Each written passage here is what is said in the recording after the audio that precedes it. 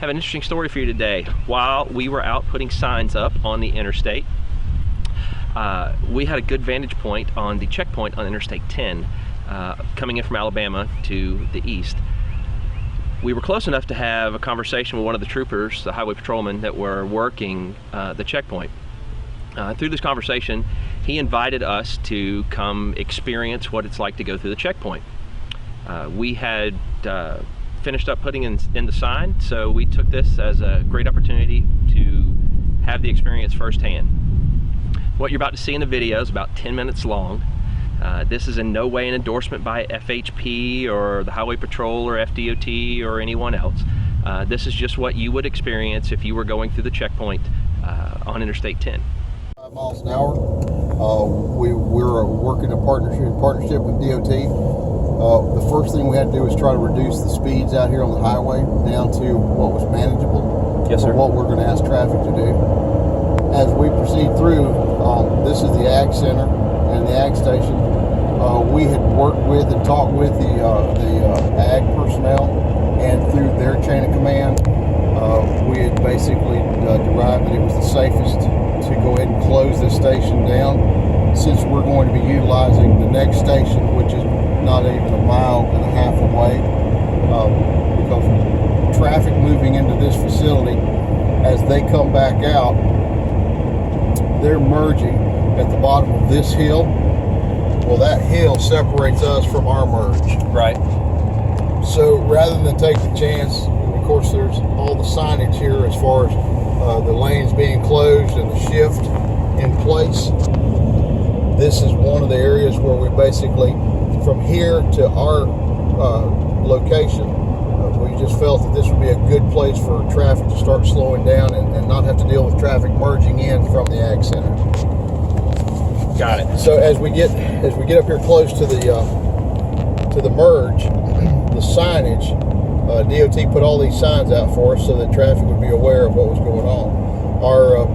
Our purpose was to derive a plan that would allow us to move traffic onto the scales without creating any kind of a backup or any type of a situation that would occur out here on I-10. Right, you wanted your stack to be off the interstate.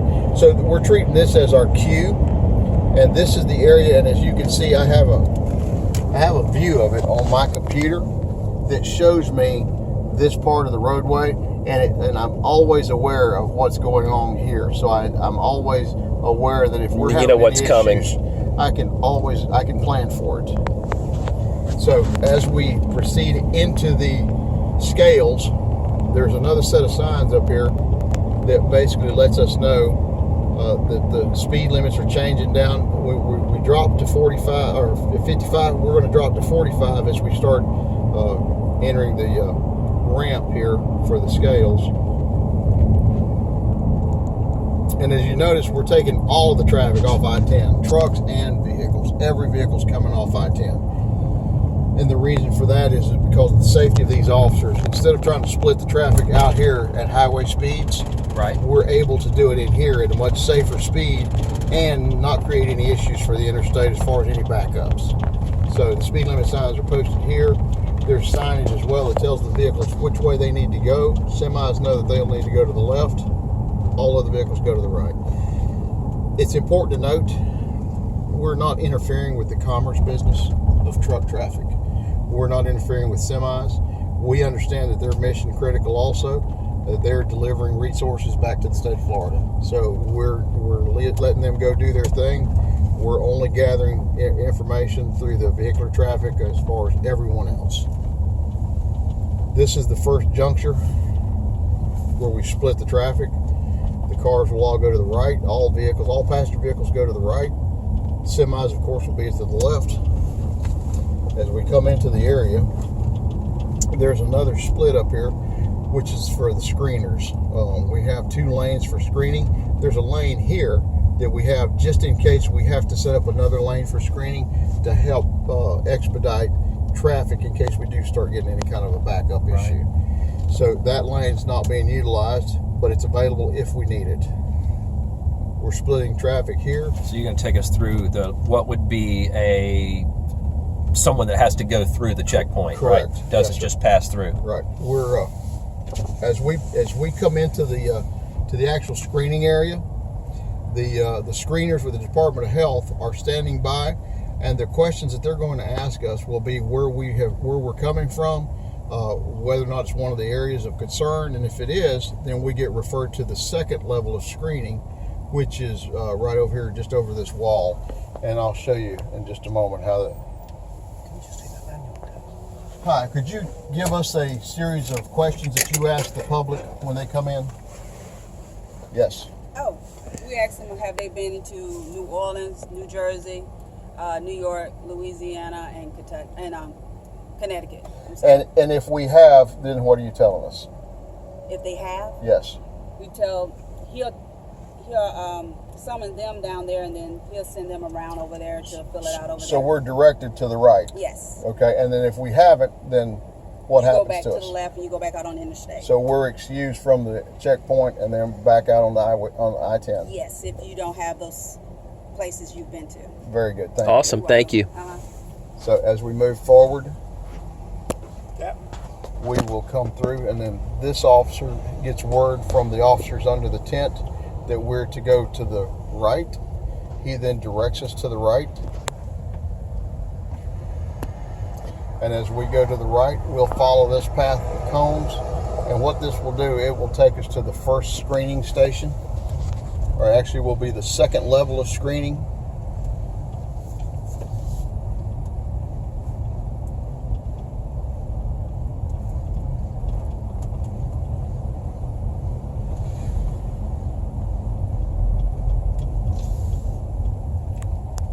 And these are all Department of Health employees. They're all working with the Department of Health. Again, this is their mission. We're actually their detail, and we're just assisting them.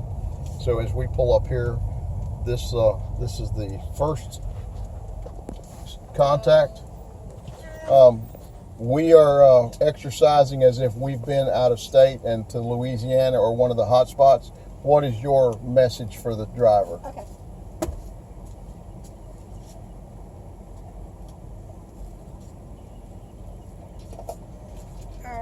I'm going to need you to fill out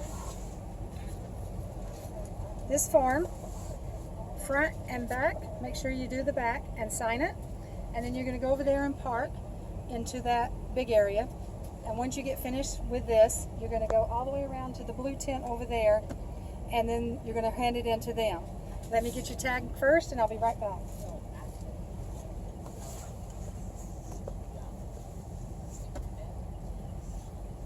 And have either one of you in the car had any symptoms or been sick or anything? Okay, so our answer would be no. Right. Okay, and then I would hand you the paperwork, Okay. and then you would just park over there. And then, as I said, once you fill out the front and the back, and of course it would have the license plate already on it. Right. And then you would just fill out the rest of it. May I have a blank copy of those? Sure, perfect. Thank you. If our answer was yes, what would be the next step? If you were sick or anything, Yes, ma'am. then we would give you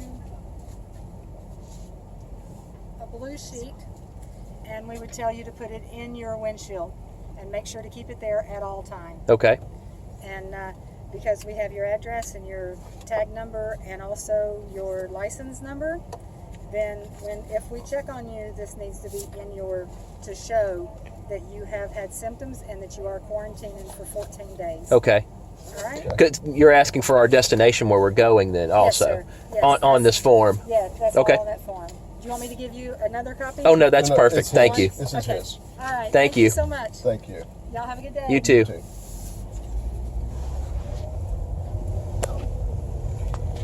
They'll park in this area. Also, emergency services is here in case we have any medical emergencies, so we have them on site in case there's an issue. Right. We fill the form out, or the driver and passengers, they fill the form out, they get everything completed, then they come to this tent, and this is where they basically will return the items. Then we'll pull in here and let them tell us that as well. Okay. Hi. We are going through the exercise. Okay. So we've just filled our form out. We give it to you. Correct. What do you tell us? follow the directions on Yeah, the paper. if they have any questions, Yeah. then there's a number on there, but basically just, you have to self-quarantine for 14 days. Okay. Now we've given you everything, all the forms that we were asked to fill out. Mhm. Is there anything we keep? Yes. That second piece of paper. Okay, so the second document that we have here. Yep, that's it. Did they give you a copy of it? Yes, correct. They keep that. So they keep this with them, Mhm. and then we give you the other form with all our information on it. And we put it in that box right there. Okay, and then that box, where does that go at the end of the day? The Department of Health representative comes in and they take and scan them in. Okay. And then if anybody in the vehicle is feeling sick, we'll send them over to the EMTs just to have them checked out, see if the symptoms are in line with the COVID. Okay. And then when you say scanned in, where are they being scanned to? It's being scanned into a spreadsheet that they're evaluating in Tallahassee. Okay, so is it a specific destination?